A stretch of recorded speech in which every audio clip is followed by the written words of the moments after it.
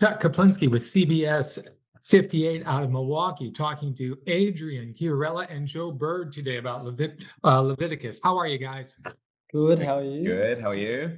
Good, good. We only have 5 minutes, and I could talk about this movie for a couple of hours. Talk about a dense piece of work. We seem to be going through a horror film Mm. golden age right now. I mean, especially where low budget horror is concerned, and yours definitely stands out.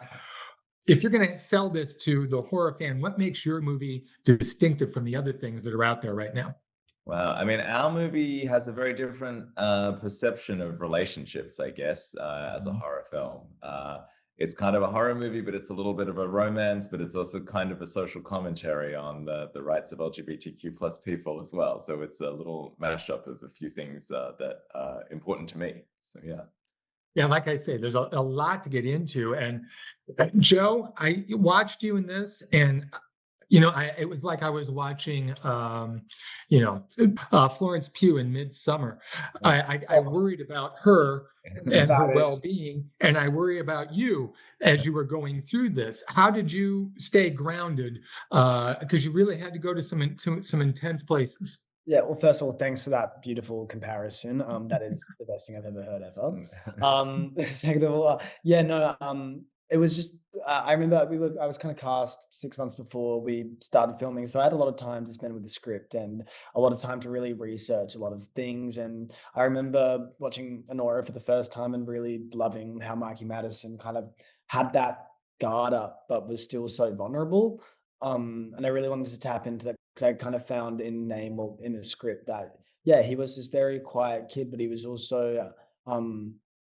also expresses his feelings, but just in a very messy kind of way, like teenage boys do. So yeah, I think it was very important to speak with Adrian on that, so that we could really figure out where, why, and how. Just the who, what, when, where, why, how. The very Mhm. simple things that, because those simple things, that's all you really need to create that. The film deals with conversion therapy, and I think one of the big things about the film themes is trust. Trust between the two characters, Name and Ryan, but also between Name and his mother. Yeah. She and I wonder if you could speak to that, because she seems to be thinking that she's doing the right thing here, but obviously she has her own perception and she's misguided. Yeah, I mean, I guess the thing about this film is it's about more than just conversion therapy. It's about homophobia more broadly, and it's about all the different shades that can take, sometimes internalized, sometimes externalized, and then sometimes in this form of people claiming that they're trying to just protect you from the homophobia that's out there, but really is that actually coming from their own homophobia that they're doing, making these choices on your behalf. So yeah, that was something that we wanted to dig into with some of the other characters in this film. I worry about these two guys at the end. Everything's completely uncertain.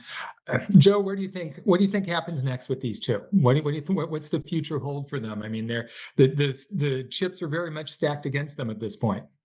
Yeah, well, I think I hope audiences when they watch the end of the film kind of recognize and understand that the decision that these boys make is to, live in hope instead of fear. So I think for the future of these boys, I'm hoping that they are choosing to, live in hope and love and not in this fear that's been instilled into them. Yeah. Well, that, and also, Adrian, fear of other people who aren't going to accept them. I think that's the thing that I'm most concerned of, as are you, and it continues to be a problem. Yeah, it really does, and I think I hope that the film gets people talking about that, and as people, I did it as a horror movie not just because I love the genre, but it's the kind of filmmaking that makes you feel everything very immediately and right in your body, but then slowly, when if a horror movie works, it also gets to your mind as well and gets you thinking. Adrian, Chiarella, Joe Bird, Leviticus. I'm going to be recommending this one highly to everyone who crosses my path. Thank you. Thank you so much for speaking with Thank me this morning, and please take care of yourselves. Thank you.